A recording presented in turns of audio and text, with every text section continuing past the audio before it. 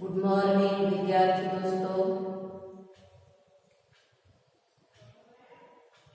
આજના આ ગ્રામરના 15th પીરિયડમાં તમારું સ્વાગત છે. ગઈકાલે મેં 13th અને 14th વિડીયો તમારા માટે મોકલ્યા છે. આજે આપણે 15મા વિડીયોની અંદર આગળ જઈએ છીએ. વિદ્યાર્થી દોસ્તો, change the text as shown માં આપણે જોતા હતા કે નીચે આપેલો પરિચ્છેદ તેની નીચે આપેલી સૂચનાને સમજીને ફેરવો. અને ગઈકાલે અહીંયા આપણે સિમ્પલ પ્રેઝન્ટ ટેન્સના પેસિવ વોઇસના વાક્યનો અભ્યાસ કર્યો હતો. આજે ફરી પાછા આપણે સિમ્પલ પાસ્ટ ટેન્સ માટે મળ્યા છીએ. અને જો આપેલું એક્ટિવ વોઇસનું વાક્ય સિમ્પલ પાસ્ટ ટેન્સમાં હોય તો એને કેવી રીતે ફેરવા એની ચર્ચા આપણે આજે કરીશું. અહીંયા વિદ્યાર્થી દોસ્તો, પહેલા એક આપણે જોઈ લઈએ. અહીંયા તમારી પાસે મેં પર્સનલ પ્રોનાઉન્સ સર્વનામનો વિભક્તિનો કોઠો આપ્યો છે. ગઈકાલે મેં તમને કહ્યું હતું કે જો કર્મના સ્થાને હોય તો કર્તા બનાવવાનું અને કર્તાના સ્થાને હોય તો કર્મ બનાવતી વખતે શું ધ્યાન રાખવું? તો આ કર્તા વિભક્તિના સર્વનામો છે અને આ કર્મ વિભક્તિના સર્વનામો છે. એટલે જો કર્તામાંથી કર્મ બનાવવું હોય અથવા કર્તામાંથી લઈને એને કર્મના સ્થાને મૂકવું હોય તો આય હોય તો આપણે મી મૂકવું અનિવાર્ય છે. જો કર્તાના સ્થાને ની હોય અને કર્મના સ્થાને લઈ જવામાં આવે તો અસ કરવું પડે. જો યુ હોય અને એ યુને કર્મના સ્થાને મૂકવાનું હોય તો એનું યુ જ રહેશે. હી હોય અને એને કર્મના સ્થાને લઈ જવાનું હોય તો હિમ કરવાનું છે. વિદ્યાર્થી દોસ્તો, તમે ઘણીવાર ત્યાં હીઝ કરો છો, બરાબર યાદ રાખજો. હીઝ સંબંધક છે, એ કર્મનું રૂપ નથી. શી હોય અને એને કર્મના સ્થાને લઈ જવાનું હોય તો તમારે વર્ક કરવાનું છે. અને તે હોય અને એને કર્મના સ્થાને લઈ જવાનું હોય તો ધેમ કરવાનું છે. એથી ઉલટું વિદ્યાર્થી દોસ્તો, કર્મના સ્થાને ની હોય અને એનું કર્તા કરવાનું હોય તો તમારે આય કરવું પડે. જો કર્મના સ્થાને અસ હોય અને એને કર્તા બનાવવું હોય તો તમારે વી કરવું પડે. યુ હોય અને કર્તા બનાવવું હોય તો યુ કરવું પડે. હિમ હોય અને કર્તાના સ્થાને વાપરવાનું હોય હિમ હોય તો હી કરવું પડે. હર હોય તો શી કરવું પડે અને ધેમ હોય તો ધે કરવું પડે. આમ સીધું જોઈએ તો વિદ્યાર્થી દોસ્તો એમ કહી શકાય કે કર્તાના સ્થાને કર્તા વિભક્તિના સર્વનામો અને કર્મના સ્થાને કર્મ વિભક્તિના. આટલી સ્પષ્ટતા સાચી સમજ તો આવી છે કે કર્તાના સ્થાને કર્તા વિભક્તિના સર્વનામો અને કર્મના સ્થાને કર્મ વિભક્તિના સર્વનામો આપણે વાપરવા જોઈએ.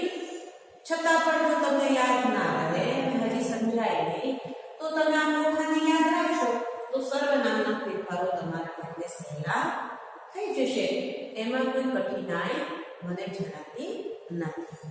હવે ફરી પાછા આપણે જઈએ છીએ પેસિવ વોઇસ. અહીંયા મેં 4 પ્રકારના વાક્યો તમારી પાસે લખ્યા છે. ગઈકાલે પણ મેં સિમ્પલ પ્રેઝન્ટ ટેન્સમાં 4 પ્રકારની વાક્ય રચનાઓ તમને સમજાવી હતી અને આજે પણ એવી 4 પ્રકારની વાક્ય રચનાઓ સમજાવું છું. જુઓ, સૌથી પહેલું વાક્ય છે એ આપણી પાસે કેવું છે? તો આ સૌથી પહેલું વાક્ય તમારી પાસે છે એ હકાર.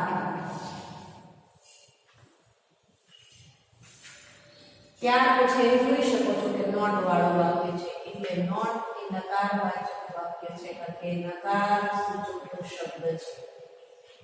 એમાં નકાર સૂચકનો શબ્દ નોટ વપરાયો છે એટલે એ નકાર વાક્ય છે. ત્રીજું વાક્ય છે એ ઉલટ પ્રશ્ન. પ્રશ્ન ખરો પણ વિધાનમાંથી બનેલો પ્રશ્ન એટલે એ ઉલટ પ્રશ્ન છે. વિધાનમાંથી અને વિધાનમાંથી જ બનતો પ્રશ્ન છે એને ઉલટ પ્રશ્ન કહેવાય. એ બધું તમે આગળ વિગતે ભણ્યા હશો જ્યારે ભણતા હતા ત્યારે. અને છેલ્લું વાક્ય છે એ તમે જોઈ શકો છો કે અહીંયા તમારી પાસે બુક વપરાયો છે એટલે એ WH ક્વેશ્ચન્સ છે.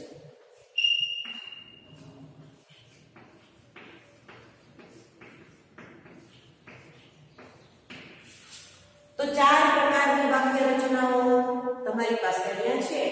હવે મેં તમને વારંવાર કહું છું, ફરીવાર પાછી આજે એ જ વાત કરવાની છે કે સૌથી પહેલું જોવાનું એ વાક્યનું ક્રિયાપદ, જેથી કરીને આપણને ખબર પડે કે કાળ કયો છે, કારણ કે કાળ પ્રમાણેમાં ઘણા બધા ફેરફાર. ચાલો તો અહીંયા પહેલું વાક્ય આપણે જોઈ લઈએ. આ કર્તા,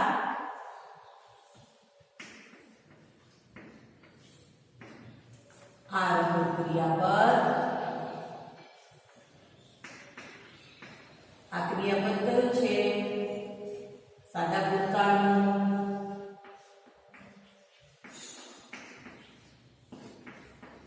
ટૂંકમાં જ લખું છું, આખું નથી લખતી. સિમ્પલ પાસ્ટ ટેન્સ અને આ રહ્યું વિદ્યાર્થી દોસ્તો ધેટ ફિલ્મ એ કર્મ.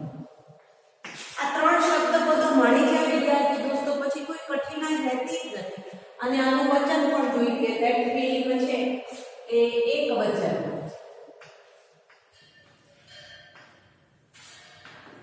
સિંગ્યુલરમાં છે. આનું કાળ મળી ગયું છે આપણને. અહીંયા કર્મનું એક વચન અને બહુવચન મળી ગયું છે. એટલે વિદ્યાર્થી દોસ્તો હવે પેસિવ કરવાનું બિલકુલ કઠિન નથી. અને અહીંયા હી કરતા છે, અહીંયા જોઈ લેવાનું હીનું કર્મ વિભક્તિ હીનું થાય છે. આખું વાક્ય આપણી પાસે સ્પષ્ટ થઈ ગયું. ગઈકાલે આપણે કીધું હતું કે જે સ્ટેપમાં આપણે કામ કરવાનું એ સ્ટેપમાં જ કરવાનું. ફરીવાર એક સ્ટેપ અહીંયા યાદ કરી લઈએ. સૌથી પહેલું કર્તા, કર્મ, ક્રિયાપદ, આ 3માં શું ફેરફાર કરવાના એ આપણે યાદ રાખી લઈએ તો વિદ્યાર્થી દોસ્તો એ વાક્ય પેસિવ ઈઝીલી થઈ જાય. કર્તાનું શું કરવાનું? તો કર્તાને કર્મના સ્થાને, કર્મને શું કરવાનું? કર્તાના સ્થાને. ક્રિયાપદનું શું કરવાનું? ટુ બી વત્તા પાસ્ટ પાર્ટિસિપલ. બસ આટલું કરો એટલે એ વાક્ય તમારું પેસિવ થઈ ગયું. પછી બધી થોડી નાની ફેરફારો હોય એ ફેરફારો આપણે યાદ રાખવાના કે કર્મ બનેલા, કર્તામાંથી કર્મના સ્થાને ગયેલા, સર્વનામની આગળ બાય પ્રેપોઝિશન મૂકવાનું. હંમેશા નહીં પણ સામાન્ય રીતે મૂકવાનું. એટલે વિદ્યાર્થી દોસ્તો તમારા માટે કઈ કઠિનાઈ રહેતી જ નથી પેસિવ. મને લાગે છે કે અહીંયાથી પણ આપણે શીખી શકીએ છીએ. તો ચાલો પહેલું વાક્ય આપણી પાસે આવી ગયું છે, આપણે એની સમજણ કેળવી દીધી છે, તો એનું આપણે પેસિવ કરીએ કેવી રીતે બને એ આપણે જોઈ લઈએ. વિદ્યાર્થી દોસ્તો આ ભૂતકાળનું વાક્ય છે એટલે એમાં આપણે ટુ બી નું વોઝ અથવા વેર, એમાં જે આ એક વચનમાં હોય તો વોઝ અને બહુવચનમાં હોય તો વેર વાપરવાનું. બસ બાકી કોઈ ચિંતા કરવાની થતી નથી. તો હું એ પહેલું વાક્ય લેવું છું પેસિવ વોઇસમાં. તમે જુઓ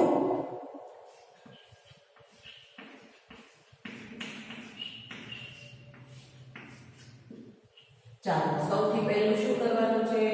કર્મને કર્તાની જગ્યાએ છે ધેટ.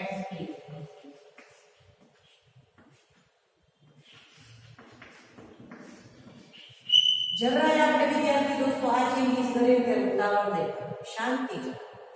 કારણ કે ગ્રામરમાં ચેન્જીસ ઠંડા દિમાગથી.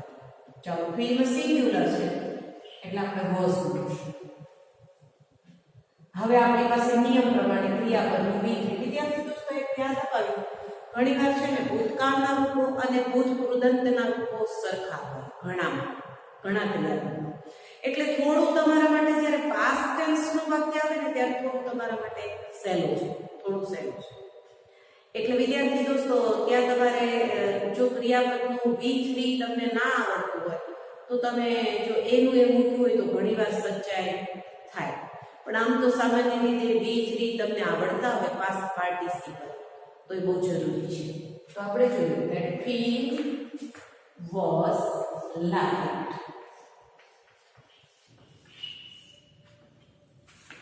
by કર્મના સ્થાને હોય એટલે એમ આપણે હીલ કરીએ. તો જોઈ લો વિદ્યાર્થી દોસ્તો, એક નજર કરી લો તમે. આમ જો આ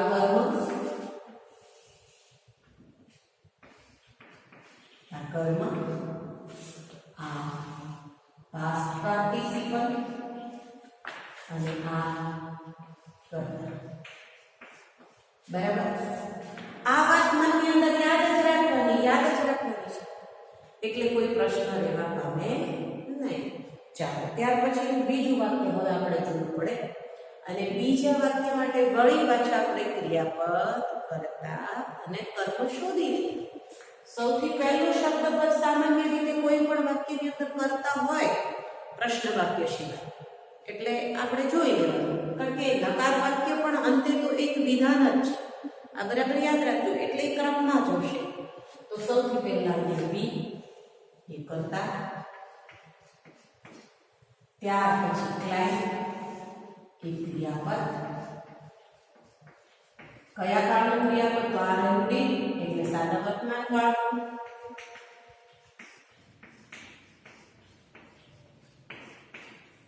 અને ધ ગિરનાર એ કર. બધું મળી ગયું વિદ્યાર્થી દોસ્તો. કોઈ કઠિનાઈ હવે આમાં રહેવા પામતી જ નથી. ગઈકાલે પણ મેં તમને કહ્યું હતું કે નકાર હોય તો નકાર જ રાખવાનો, પ્રશ્નાર્થ હોય તો પ્રશ્નાર્થ જ રાખવાનો, એમાં કોઈ ફેરફાર નહીં કરવાનો. પણ પેસિવ વોઇસના નિયમોને એમાં આપણે જોડવાના. એટલે બીજું વાક્ય આપણે પેસિવ વોઇસમાં ફેરવીએ. હવે આપણા માટે આમ તો ઈઝી થઈ ગયું, આપણને બધું મળી ગયું, એટલે કંઈ કોઈ કઠિનાઈ રહેવા પામતી નથી. ચાલો જોઈ લઈએ બીજું વાક્ય. વિદ્યાર્થી દોસ્તો, એક ચેન્જ બરાબર હૃદયમાં ઉતારો, જેથી કરીને શું કે જ્યારે તમારી પાસે આવે ને ત્યારે તમે મૂંઝાઈ ન જાઓ, શાંતિથી વાક્યને ફેરવી શકો. એટલે જોઈ લેવાનું છે, આમાં કોઈ કઠિનાઈ નથી. ચાલો એ વાક્ય આપણે ફેરવીએ. પહેલા કર્મને કરતા બનાવીએ ને, એટલે ધ ગિરનાર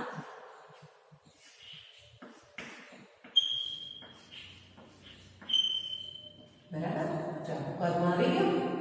હવે આપણે વોઝ કે વેર ગિરનાર વોઝ છે.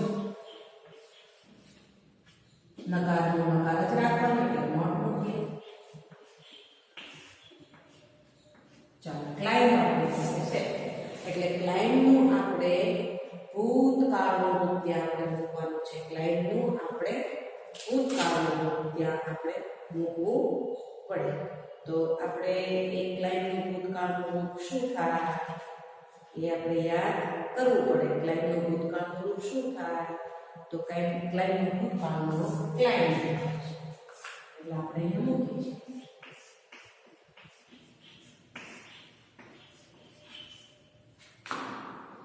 કોણ છે અહીંયા બી? તો બી નું ભાઈ અહીંયા આપણે જોવાનું, બી નું કર્મના સ્થાને અસ થાય છે, ક્લાઇમ બાય અસ.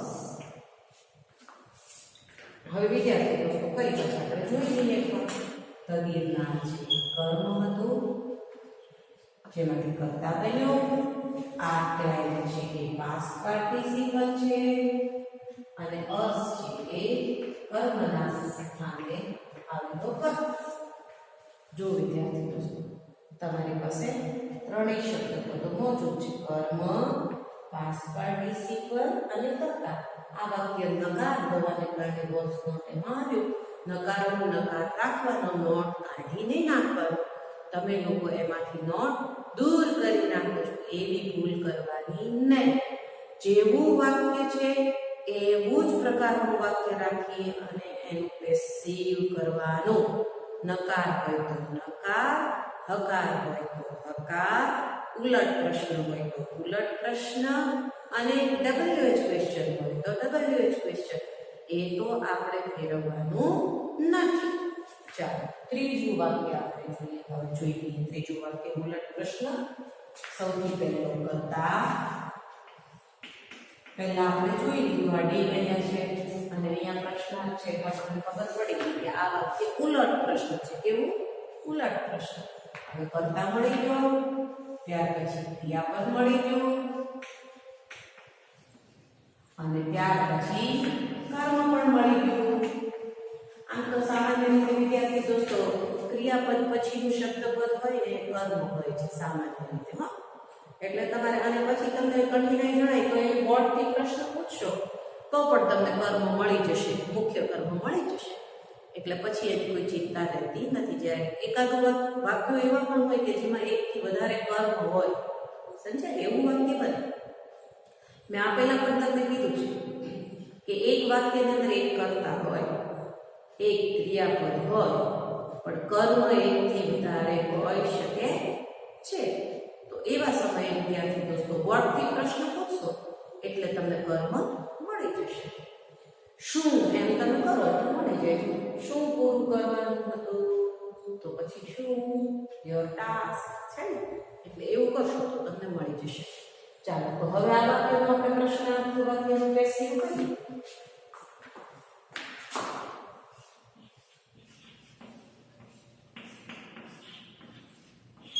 બરાબર યાદ રાખજો, પ્રશ્નાર્થનો પ્રશ્નાર્થ જ રાખો, એમાં કોઈ ફેરફાર નહીં કરવાનો.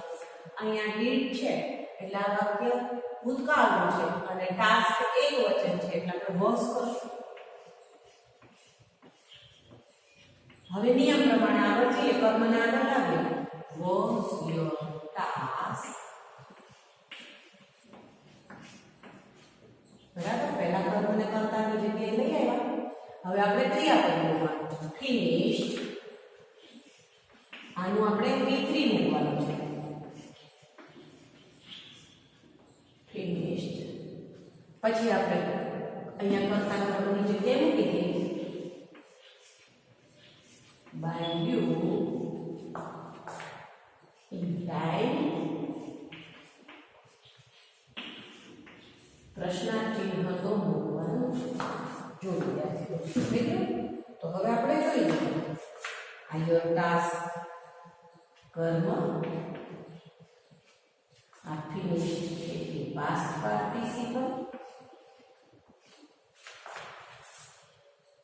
બાય યુ એ કરતા અને ઇન એ વધારાના શબ્દો છે. જેવી રીતે ગઈકાલે એવરીડે આપણે પહેલા જ વાક્યમાં વાપર્યો હતો એવી રીતે. તો જો બની ગયો પ્રશ્ન. બરાબર જોઈ લેજો. સૌથી પહેલું વાક્ય હકાર હતું, બીજું નકાર છે અને ત્રીજું છે ઉલટ પ્રશ્ન. હવે ચોથું વાક્ય જે આપણી પાસે આવે છે એ પ્રશ્ન વાક્ય છે. જો અહીંયા હું છે અને અહીંયા ક્વેશ્ચન માર્ક છે એટલે એ વાક્ય છે એ WH ક્વેશ્ચન છે પણ હું થી બને. વિદ્યાર્થી દોસ્તો તમને ખબર છે કે સામાન્ય રીતે હું છે ને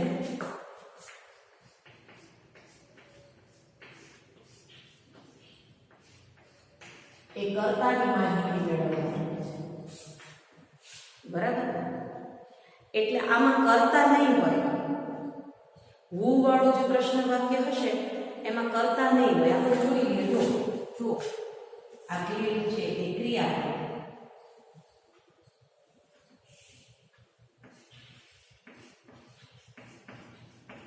અને તીસરું છે એ કર્મ છે ને, કરતા નથી. બરાબર, આ વાક્યમાં હું વાળું વાક્યનો કરતા ન હોય કારણ કે એ હું છે એ કર્તા વિભક્તિને કર્તા વિભક્તિની માહિતી મેળવવા માટેનો પ્રશ્ન છે. એટલે હું વાળા વાક્યની અંદર કરતા નહીં. એટલે આમ તો સામાન્ય રીતે મેં તમને કીધું છે કે કોઈ પણ પ્રશ્નાર્થ વાક્ય WH પ્રશ્નાર્થ વાક્ય આવે તો એ પ્રશ્ન સૂચક શબ્દ પહેલા તમારે મૂકી દેવાનો અને પછી એના નિયમ પ્રમાણે આખા વાક્યને પેસિવમાં ફેરવવાનું. પણ અહીંયા એક હું વાળા વાક્યની અંદર થોડો ફેરફાર કરજો. જો હું વાળું વાક્ય તમારી પાસે પ્રશ્નાર્થ આવે કોઈ પણ કાળમાં, ચાહે simple present, simple past, simple future, તો એમાં તમારે એટલું કરવાનું છે કે આ પ્રશ્ન સૂચક શબ્દ WH ક્વેશ્ચન્સ તમારે કાઢી નાખવાનો. એ પેસિવમાં તમારે કાઢી નાખવાનો અને એની જગ્યાએ તમારે બાય હું મૂકવાનું. શું મૂકવાનું? બાય હું. અને પછી એ આખું વાક્ય નિયમ પ્રમાણે પેસિવમાં ફેરવી નાખવાનું. પછી એ આખું વાક્ય નિયમ પ્રમાણે પેસિવમાં ફેરવી નાખવાનું. પછી કોઈ ફેરફારો એમાં કરવાના થતા નથી. તો આપણે એ વાક્ય ફેરવીએ. બરાબર, તો ચાલો જો તમે જોજો ધ્યાન દેજો. એટલે મને લાગે છે કે એક વાક્ય જોશો તો તમને આવડી જશે.